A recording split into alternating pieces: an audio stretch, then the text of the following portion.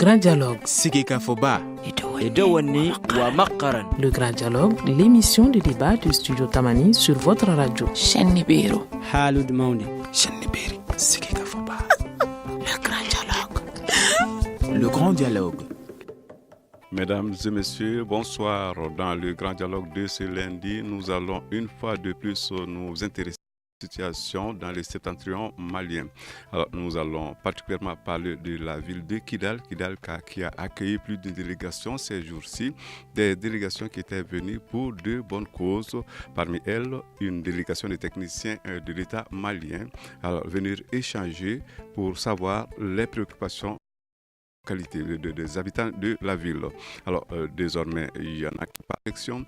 À quoi assistons véritablement à ces questions et à bien d'autres vont répondre nos invités qui sont le colonel Idriss Ali Amaha de la CMA. Bonsoir. Nous avons Ibrahim Diallo qui est la plateforme. Bonsoir, M. Diallo. Bonsoir, monsieur. Et nous aurons en ligne Serge Daniel qui est journaliste et écrivain. Le débat vous est présenté par Seydou Fomba. Alors, les prémices d'une décrispation au nord du Mali, c'est donc le thème, le sujet de ce débat, le débat de ce lundi donc. Alors, nous l'avons divisé en 3 volets. Le premier volet, c'est sous forme d'interrogation des visites de terrain porteuses d'espoir. Alors avec point d'interrogation, comme je l'ai dit. Première question, comment est-ce que vous appréciez l'atmosphère qui règne aujourd'hui au nord du Mali, notamment à Kidal? Je pose la question en premier lieu au colonel Idriss Ali Amaha de la CMA. Écoutez, je vous remercie de m'avoir invité. C'est, la bonne nouvelle, c'est que pour tous les Maliens, c'est que les Maliens se retrouvent encore une fois. Et j'espère pour la bonne cause et que ça soit aussi plus sérieux que la fois précédente, parce qu'on en a eu malheureusement plusieurs fois des accords où les gens ont eu toujours des difficultés après. C'est que tout le monde aussi a compris que le gouvernement de la République du Mali a vraiment le bon sens et que la plupart des gens, des politiques, des mouvements ont compris que l'État a vraiment une volonté réelle à trouver une solution pour le problème du Nord. Certes, l'État vient d'envoyer des gens, et ce qui est vraiment très important pour nous, c'est surtout urgent sur le plan éducatif, pour l'éducation. Il a envoyé des spécialistes sur le terrain qui sont en train de faire un très bon travail. Et ce qui suit après, c'est que les mouvements se sont retrouvés à Nafis, où aujourd'hui ils sont en train d'élaborer un accord final, Inch'Allah, entre eux. Et je pense que les choses vont dans le bon sens pour tout le monde, Inch'Allah. Ibrahim Diallo de la plateforme.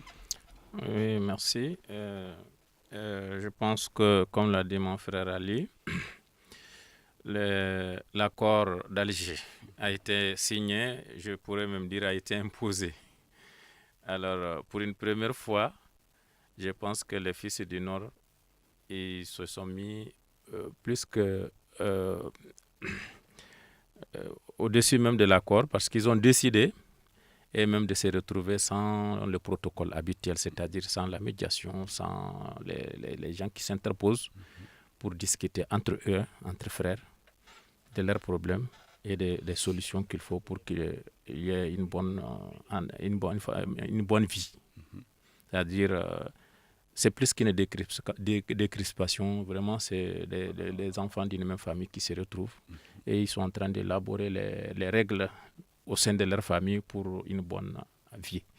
Et ça surprend peut-être ceux qui ne sont pas très au fait des choses, mais nous qui vivons ensemble ici à Bamako, nous savons que les signaux sont partis d'abord entre nous ici à Bamako et se sont transportés sur le terrain d'Anafis. Donc pour ce qui me concerne, je savais déjà qu'entre frères, c'est-à-dire de la plateforme et de la coordination, les retrouvailles se sont déjà été réalisées ici à Bamako avant d'aller sur Anafis. Donc ce qui se passe à Anafis, ce n'est qu'une suite logique des événements qui se sont passés ici à Bamako. Maintenant, par rapport à la situation de Kidal, c'est-à-dire de Kidal, les services sociaux de base, l'école, l'eau, la santé, tout ce qui manque, je pense que, comme l'a dit mon frère Ali, le gouvernement est en train d'aller dans le bon sens. Parce que c'est quand même des enfants maliens quel que soit ce qui est advenu, c'est des enfants maliens qui ils ne méritaient pas de rester comme ça. On en parlera Merci. au cours de ce débat. Alors, le journaliste écrivain Serge Daniel est en ligne. Bonsoir Serge. Bonsoir. Alors, dites Serge, vous, en tant qu'observateur avisé, qu'est-ce que vous pensez de ce qui se passe aujourd'hui à Kidal? Moi, ça ne m'étonne pas du tout. Ça ne m'étonne pas du tout.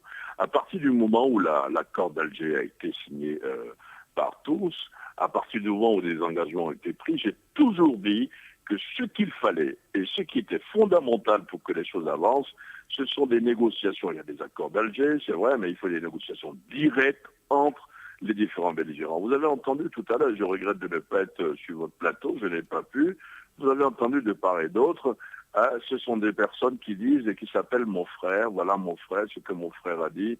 Vous voyez, on peut ne pas se comprendre à un moment, ça arrive partout, on a des revendications, mais sur l'essentiel, on peut facilement s'entendre. Ce qui se passe à Anefis aujourd'hui est très important, parce que je l'ai entendu, un intervenant le disait tout à l'heure, nous allons au-delà des accords d'Alger, nous allons plus vite que les accords d'Alger, et ça c'est très important. En ce qui concerne Kidal, c'est un peu comme s'il y avait un cordon ombilical, si vous permettez l'expression, qui était en train à nouveau de fonctionner entre le nord et le sud, même si il n'y a jamais eu de rupture totale. Les services sociaux de base, vous ne pouvez pas parler d'une région, vous ne pouvez pas parler de population sans parler d'éducation. Vous avez dans la région de Kidal des enfants qui n'ont pas été à l'école depuis, je crois, 2012. Vous avez le groupe électrogène qui alimente la ville qui est en panne, donc Kidal est plongé dans le noir. Vous n'avez pas de centre de santé, donc c'était tout à fait normal qu'une équipe technique se rende là-bas.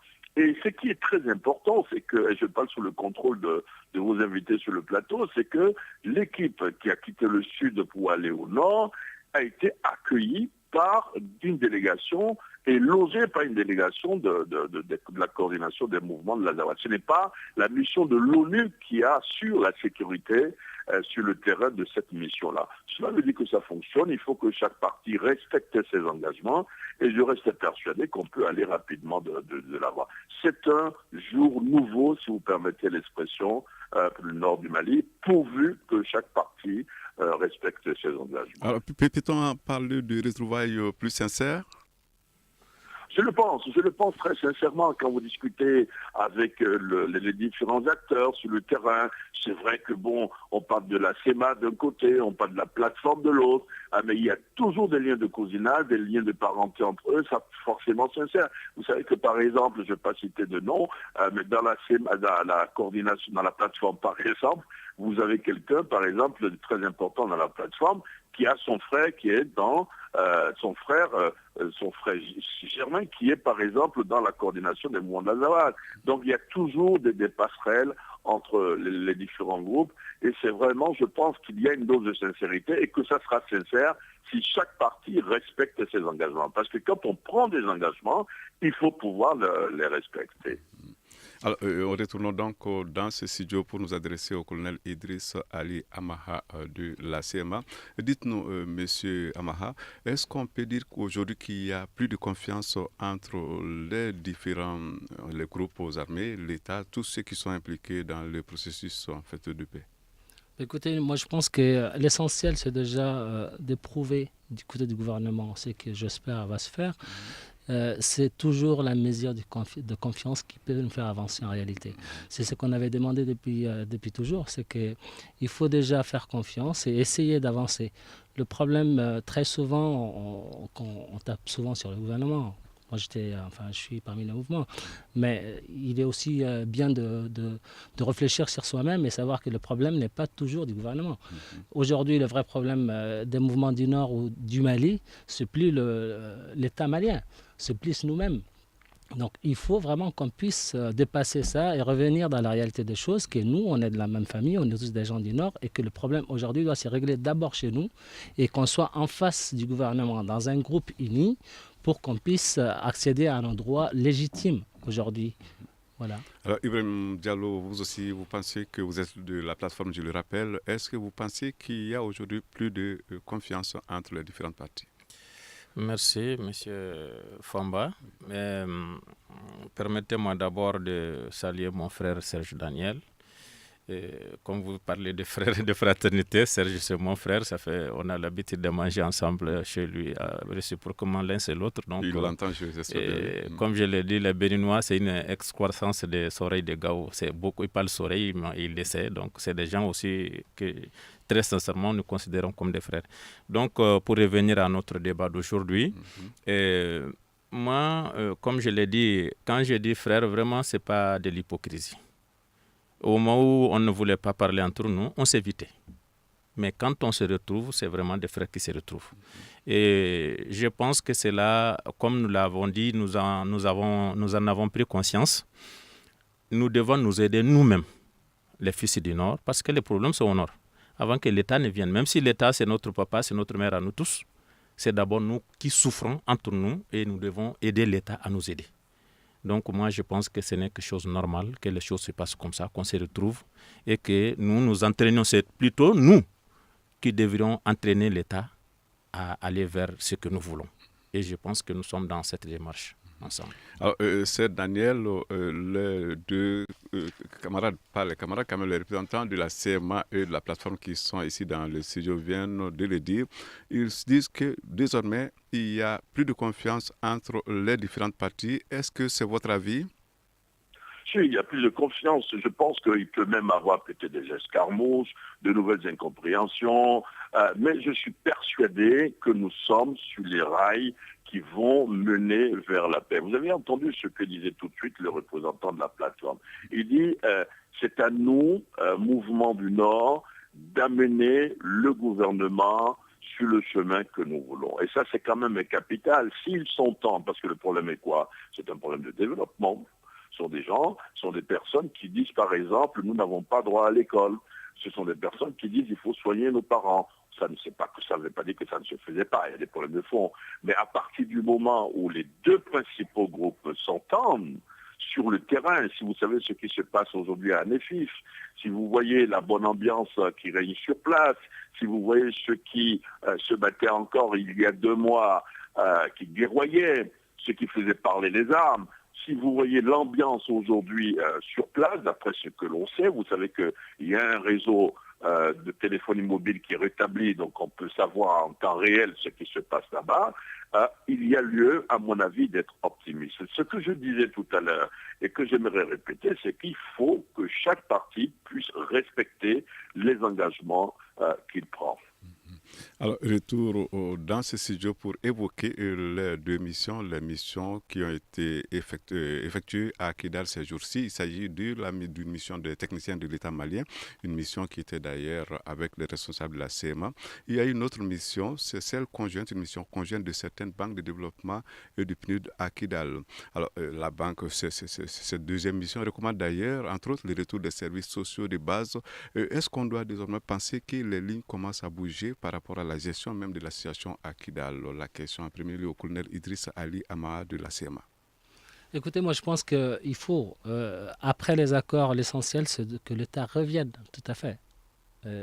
Qu'on soit sincère avec nous-mêmes. Si on veut vraiment qu'on soit dans un pays en demande de développement, on ne savait pas se faire comme ça par téléphone. Il faut bien que des spécialistes soient sur le terrain et que les gens reviennent déjà. C'est vrai que le vrai problème chez nous, c'est plus aujourd'hui un problème d'école. Il n'y a pas d'école, il n'y a pas de santé. C'est même plus essentiel que ces histoires de banque. On veut bien la banque, mais il faut d'abord miser sur l'éducation. Il faut vraiment miser sur le développement déjà. Il faut que les gens aillent se soigner.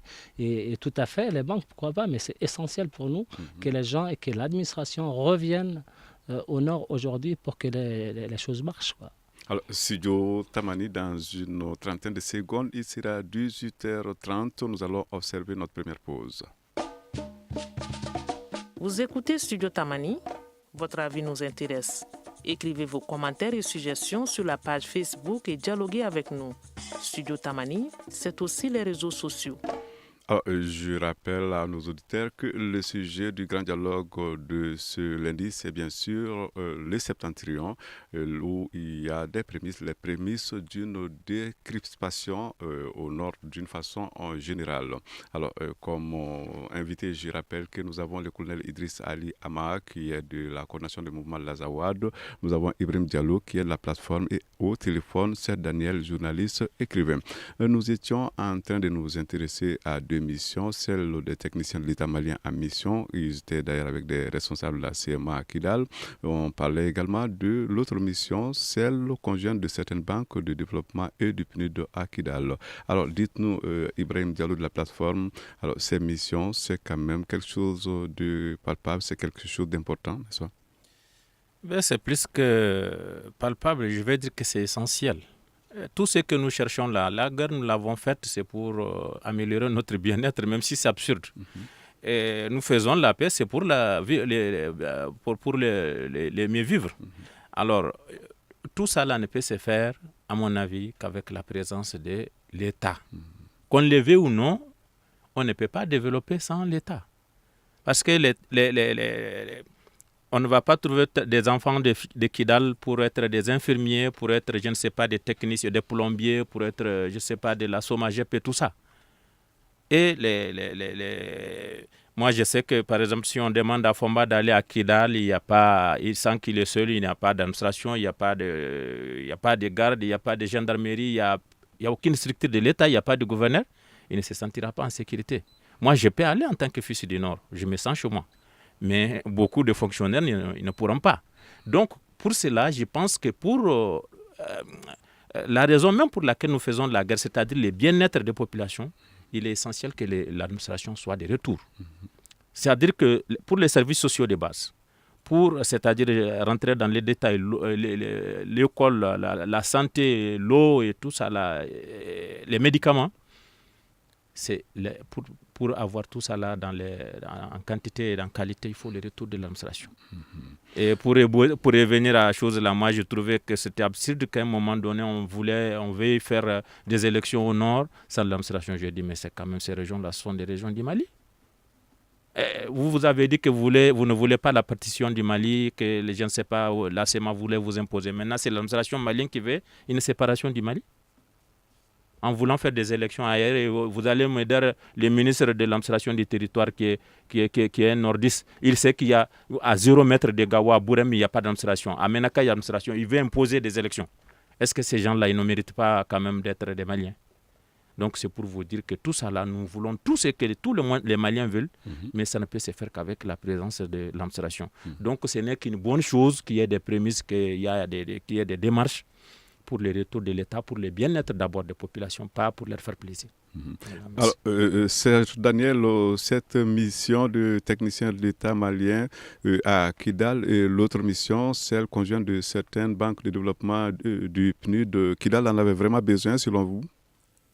Ah oui, vous savez, on a un premier rapport de cette mission, puisqu'on a pu interviewer l'un des membres de la délégation qui a dit exactement ceci. Kidal, la région, le nord, manque de tout. Et essentiellement pour deux raisons. Parce que lorsque vous n'avez pas une administration sur place, lorsque vous n'avez pas un système de santé qui fonctionne, lorsque vous n'avez pas le système éducatif qui fonctionne, évidemment, ce n'est pas possible de développer une région. Donc, Kidal manque de tout, le nord manque de tout. Ça, ce sont les expressions, ce sont les propos du chef de la délégation. Et ça, c'est quand même, il y a beaucoup de centres de santé qui n'existent plus. Les combats ont détruit à l'intérieur, encore que dans la région de Kidal, il faut dire une chose, c'est que les rebelles, en prenant Kidal, n'ont pas défiguré la ville, contrairement, vous vous souvenez, à Gao et à Tombouctou. Les bâtiments sont là, etc., mais pas sans infrastructures, sans centre de santé. Je crois que je parle sous le contrôle de ceux qui sont sur votre plateau. À Kidal, il doit y avoir 2 ou 3 centres de santé seulement. Quand vous allez à 10 km à la ronde, on ne peut plus se soigner. Donc, il y a des besoins. Il faut en fourniture d'eau, en électricité. Tout est à refaire et c'est ce que le chef de la mission, vous savez, M. Koina Amadou, a déclaré à des journalistes. Alors, la société civile salue, elle aussi, le travail quand même des techniciens de l'État, mais elle souhaite être associée aux démarches en cours. C'est une demande légitime, non? Je pose la question au colonel Idriss Ali Amad, la coordination des mouvements de Azawad. Excusez-moi, je n'ai pas saisi. Alors, je disais que la société civile salue quand même le travail qui vient d'effectuer les techniciens de l'État qui étaient donc en mission à Kidal, mais cette société civile souhaite être associée aux démarches qui sont en cours. Alors, est-ce que cette demande de la société civile, c'est une demande légitime? Tout à fait. Je pense que c'est vrai que quand on vient dans une région où les gens, quand même, il y a aussi des techniciens maliens qui sont là-bas, qui sont au chômage. C'est tout à fait légitime et je pense qu'il est bien quand même de penser à faire participer les gens de la région de Kidal qui sont aussi des techniciens, des plombiers, des gens spécialisés par rapport à l'eau, l'électricité et autres. Et ça encourage aussi les gens de se sentir chez eux et que l'État intervient pour tout le monde et c'est très très important, tout à fait. Ibrahim Diallo de la plateforme. Merci. Moi je pense que l'inclusivité dans toutes les démarches ne peut pas nuire. L'exclusion nuit, mais l'inclusivité ne nuit pas. Donc, que la société civile demande à être consultée ou bien à être, à participer, associé, oui. Je trouve ça très normal. Et par contre, quand je dis l'exclusion, nous de la plateforme, nous sommes aussi des enfants de Kidal. Moi, j'ai été l'autre jour en réunion de la plateforme, j'ai vu que le Premier ministre a adressé une lettre à la CEMA pour l'informer de l'arrivée, je ne sais pas où, je ne sais pas. En tout cas, ils les ont consultés. Mais nous, de la plateforme, tout en étant des enfants de Kidal en partie, ils ne nous ont pas associés et nous avons protesté. Kidal n'est pas l'affaire privée des personnes, de quelques personnes ou bien de qui que ce soit. Nous sommes tous nous réclamons de toutes ces régions. Tout le combat que nous amenons pour l'ensemble de ces régions et même peut-être du Mali. Donc, comme je l'ai dit, ce n'est pas au Mali de diviser les enfants du Nord. Nous regrettons de ne pas avoir été associés à cette démarche. Et comme vous savez, certains ressortissants de Kidal qui sont dans la plateforme ont dit que c'est le gouvernement qui les exclut en ne les associant pas à cette démarche, comment dirais-je, à cette implication de l'administration pour les retours des services sociaux de base. Et c'est pourquoi je dis que la société civile a raison. Les groupes armés, dans leur entièreté, doivent être associés à tout ce qui se fait dans ce lieu si on veut vraiment une paix sincère. Il ne faut pas louvoyer, il ne faut pas fourvoyer, on ne peut pas faire les choses en fignolant. Voilà, donc c'est ce que je voulais ajouter. Alors, Sir Daniel, la société civile qui souhaite ne pas être oubliée par rapport à ce qui se passe, ce qui est donc en cours dans les septentrions, qu'est-ce que vous en pensez? Ça, c'est tout à fait normal, parce que si on exclut la société civile, on va tout droit dans le mur, ça peut constituer un échec. Mais quand on parle de société civile, il faut faire attention. Vous avez, à mon avis, deux types de société civile. Vous avez une société civile très politisée, qu'on retrouve à la périphérie de chaque groupe armé, et vous avez une autre société civile qui, elle, est plutôt silencieuse, on l'entend pas beaucoup, et ça c'est aussi peut-être la faute de nous autres journalistes, on ne leur donne pas souvent la parole, etc. Il faut associer tout le monde. Ce que moi je vois par exemple, c'est qu'actuellement vous avez la CEMA et la plateforme en pleine discussion pacifique à Nefis. Moi je verrais bien une réunion ou des réunions intercommunautaires, je préfère cette expression en ce qui concerne le septentrion du Mali à la société civile, des réunions intercommunautaires, que ce soit à Kidal, sur les Iforas, qu'avec les autres tribus, discuter entre eux, les laisser surtout ne pas leur imposer un mode de discussion. Ils savent comment ils peuvent parler entre eux, que ce soit à Gao par exemple. Mais je voulais dire tout à l'heure que si la délégation est partie d'abord à Kidal, c'est quand même un symbole.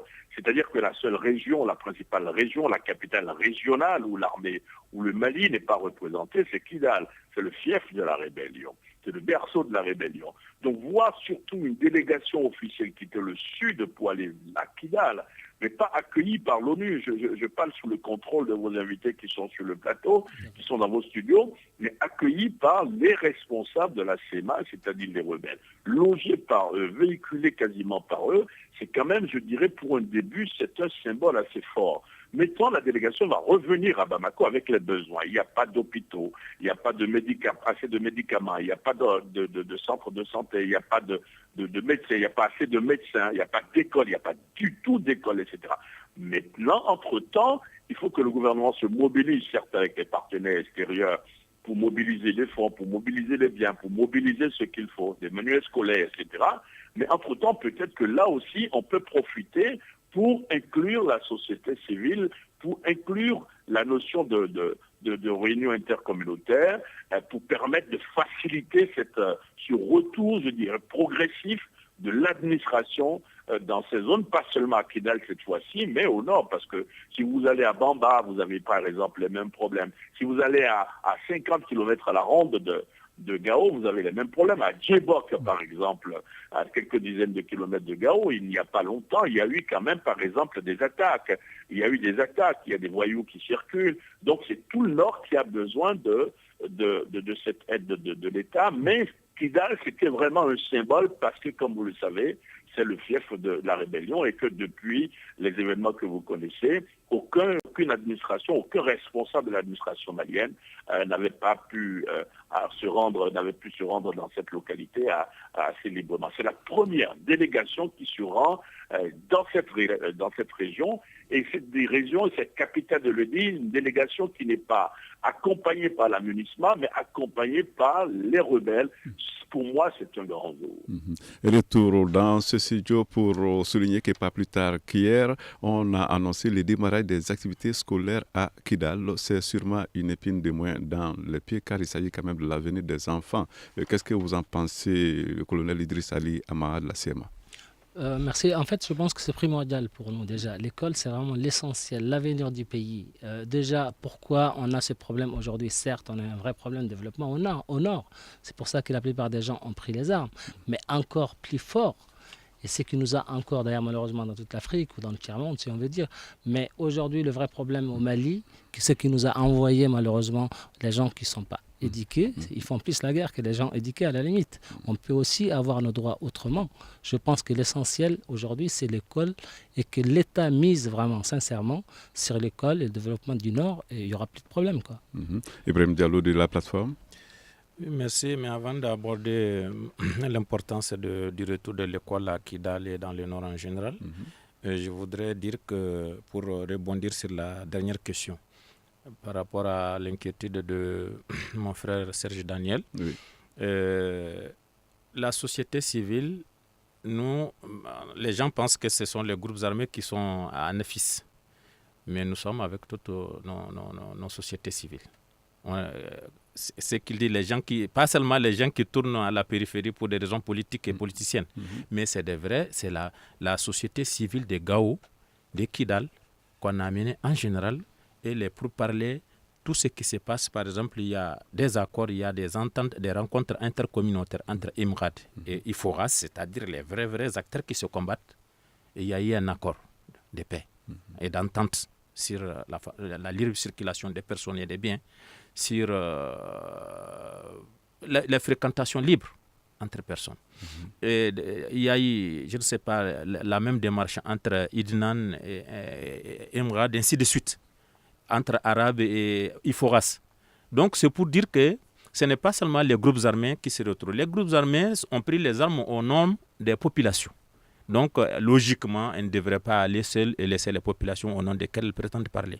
Et pour nous comprenons tellement cela, nous avons tellement bien compris que c'est là que chaque fois qu'on va, même quand les gens pensent que nous sommes des groupes armés, seulement en tout cas au niveau de la plateforme, nous avons toujours une société civile qui est cachée au milieu de nos combats, de nos réunions. Maintenant, pour revenir à la situation du retour de l'école, oui. Comme l'a dit mon frère Ali, je pense que moi, je suis juriste de formation. Je dois pouvoir défendre mes idées, mes droits, sans prendre une arme. Mais mon frère qui n'a pas eu la chance d'aller à l'école, lui, il pense légitimement que lorsqu'il est frisqué, il n'y a que la force qui lui donne satisfaire, qui peut lui donner raison. Et c'est une parabole. Mais c'est pour vous dire l'importance de l'éducation. Quand il y avait dans les temps, depuis l'ancien régime de Modibo jusqu'à Moussa Traoré, les biennales, mais l'enfant de Kidal, quand il vient... artistique et culturel. Quand l'enfant de Kidal vient, c'est une découverte, c'est une joie immense pour lui de découvrir ses frères, des Sikasso, des Kaye, tout ça. Mais ça, c'est un melting pot qu'on on avait créé, qui faisait que les enfants maliens, partout où ils vont, ils savent qu'ils sont mariés, ils se sentent. Mais quand on crée des situations où il y en a qui vont à l'autre ne va pas, il va penser que celui qui va à l'école est mieux que lui. Nous, même, laissons même les problèmes de Kidal de côté. Moi, j'ai été victime des grèves de 79-80. Nous savons que tout ce que les gros bonnets à Bamako, ils ont envoyé leurs enfants à l'extérieur pour aller étudier pendant que nous avons été suspendus. Et j'ai toujours cette douleur-là dans mon corps. Moi, j'ai perdu 2 ans de ma scolarité.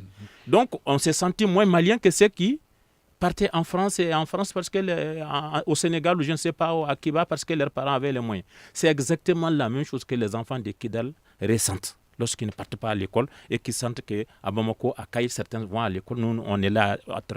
Donc, leur frustration ne peut les pousser qu'à prendre les armes. Donc, l'un dans l'autre, je pense que c'est vraiment une bonne chose. Et que c'est là, c'est facile. Alors, Studio Tamani, la suite de ce débat dans un instant. Une réaction, Un avis, Un commentaire. réagissez sur la page Facebook de Studio Tamani et restez connectés avec nous. Studio Tamani sur les réseaux sociaux pour vous faire entendre. Avant d'aborder donc le second volet de ce débat, nous revenons à cette une nouvelle annoncée hier et qui se rapporte donc au démarrage des activités scolaires à Kidal à partir du 19 octobre. Alors, Serge Daniel, vous êtes en ligne, vous l'avez souligné, peu de centres de santé, pas d'école. Alors, l'école qui va donc rouvrir le 19 octobre, vous enregistrez? Pardon, j'ai pas entendu. Alors, je dis que l'école, vous l'avez souligné, vous avez dit il n'y a pas de centre de santé, il n'y a pas d'école. Et on a annoncé quand même une bonne nouvelle hier, c'est que le démarrage des activités scolaires à Kidal est prévu pour le 19 octobre. Je dis c'est une nouvelle quand même dont vous vous réjouissez, non? Ah oui, tout le monde ne peut que se réjouir de cela. Mais comme le disaient tout à l'heure les intervenants, il faut insister là-dessus.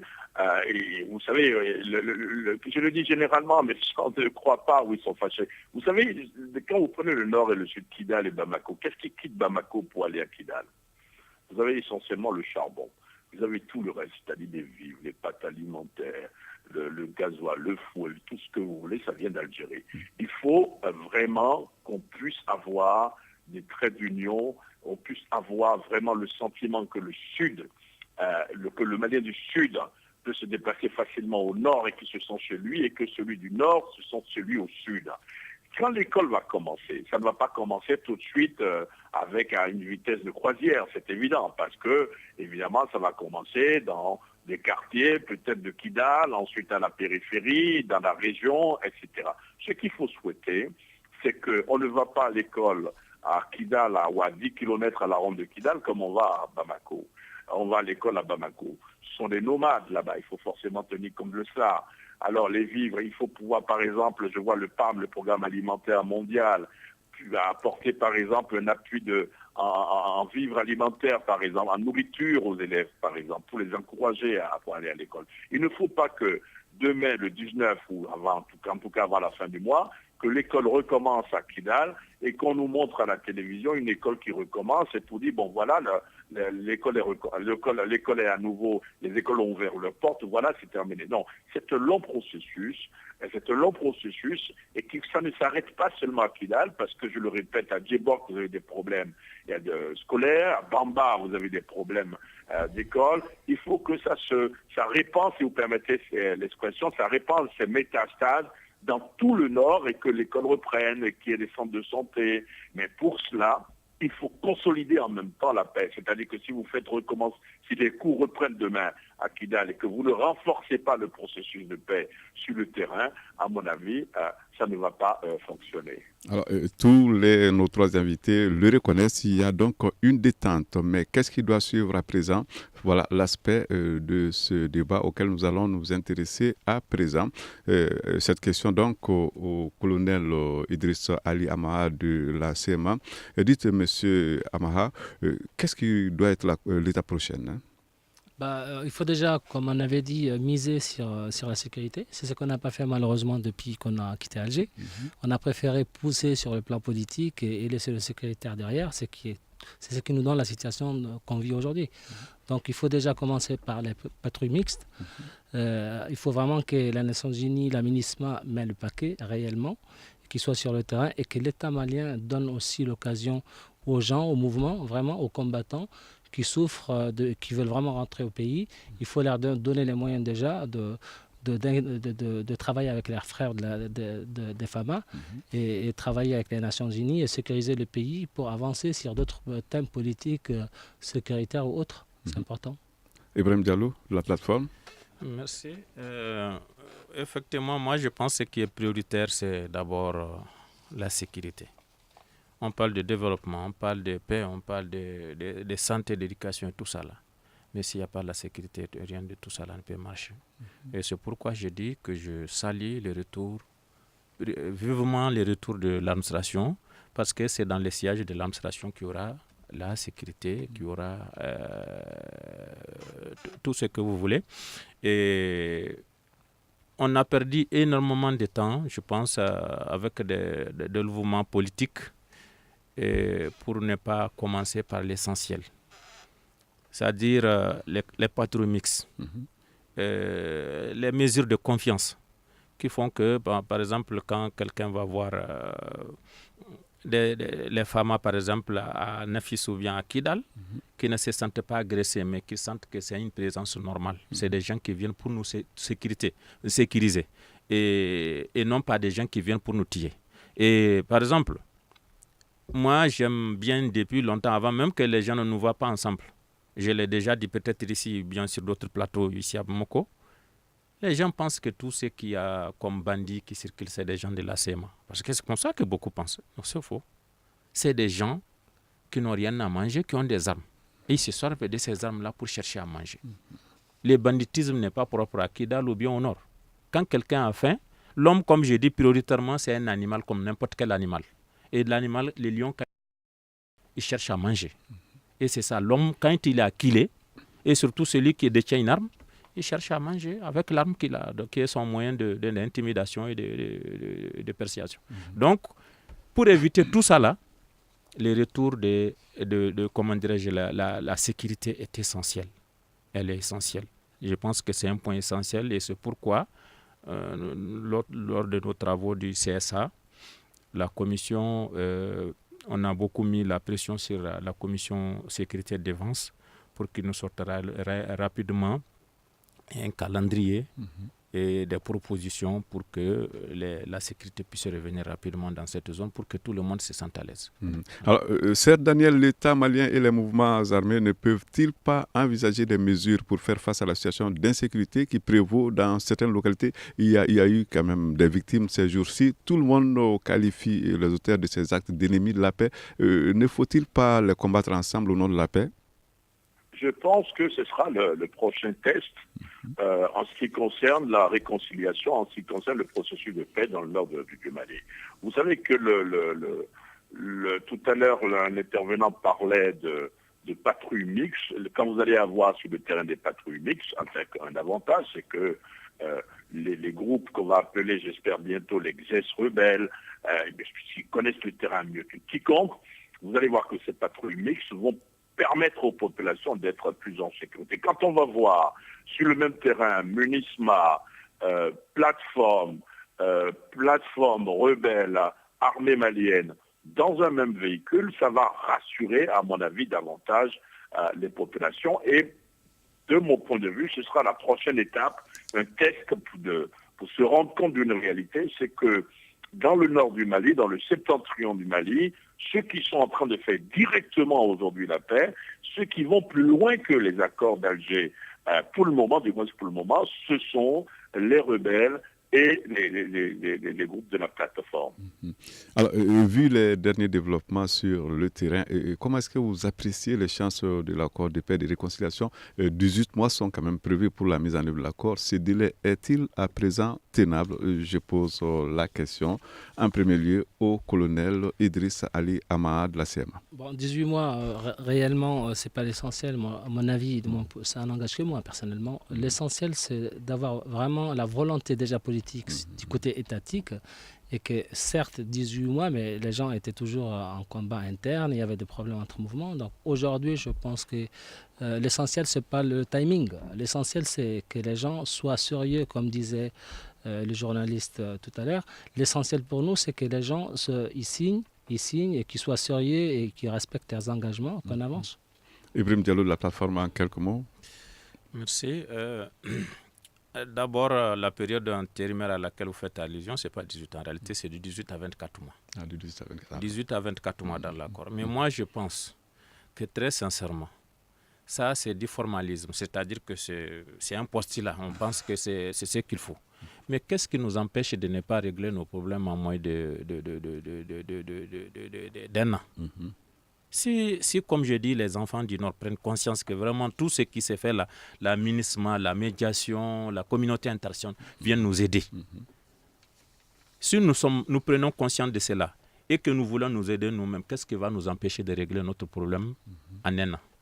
C'est-à-dire avant, c'est 18 mois même. Donc c'est pour dire que quand nous travaillons honnêtement et avec conscience, et avec le sérieux, parce que quand on signe quelque chose, il faut se donner les moyens vraiment de respecter ses engagements. Si nous prenons conscience de tout cela, je pense qu'on peut mettre l'accord de côté et, comme je dis, sur le terrain, nous approprier nous-mêmes notre paix et faire la paix avant que les autres ne nous l'imposent. Je pense que c'est possible, mais avec beaucoup de sérieux, avec beaucoup de bonne volonté, c'est possible. Alors, le mot de la fin à vous, donc, au Seth Daniel.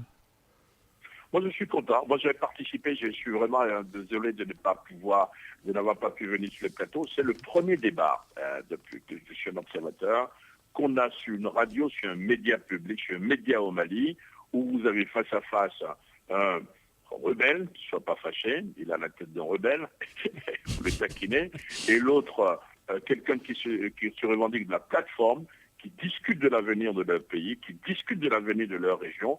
Et je pense qu'il n'y a pas de raison qu'on ne puisse pas rester sur les rails de la paix, encore une fois, pourvu que chaque parti respecte ses engagements. Je parle de l'État, mais je parle aussi des groupes armés. Alors, merci à vous, Serge Daniel, pour votre disponibilité. Merci également au colonel Idriss Ali Amad de la CMA en studio ici. Et pareil pour Ibrahim Diallo de la plateforme. Merci donc pour votre disponibilité. Alors, ce débat a été réalisé par Ousmane Djadje Touré, mise en onde par Gagny Kanté. À la régie vidéo, nous dirons, l'émission vous a été présentée par Seydou Fomba. On se donne donc rendez-vous demain pour un autre débat.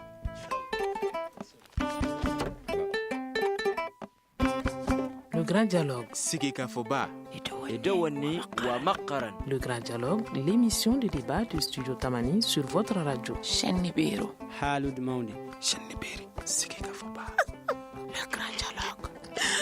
Le Grand Dialogue.